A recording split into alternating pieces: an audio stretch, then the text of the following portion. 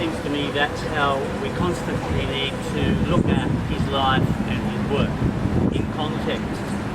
The context, of course, is of a colony which brutally treats 70%, 75% of the population, whose aim is to hold on for as long as possible to the wealth of Cuba and to the extraordinary labour of its peoples and the rent and the profits they produce for Spain, a lesson regrettably learned by the United States well and truly before it took over in 1898. So very briefly, I'd like to say a few words about Marti in intellectual history in Latin America.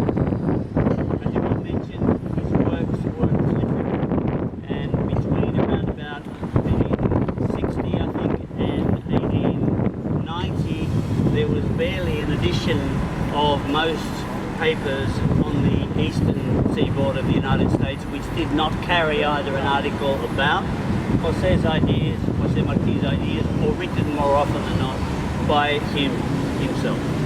His legacy in Latin America, in the thinking of liberation of Latin America, in the thinking of women's liberation, in the thinking of indigenous groups' liberation, in the thinking of equality throughout the Americas, north as well as south and central, is very difficult to parallel, and it takes quite a bit of thinking to come up with names of those who might be roughly on par.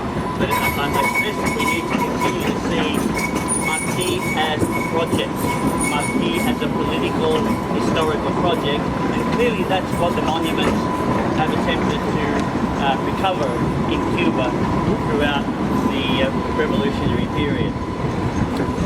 In political history, he's simply a giant. Nuestra America, our America, constantly reflects that. It's a byword in pretty well any thinking in Latin America and well beyond, which takes up the cause of humanity and dignity.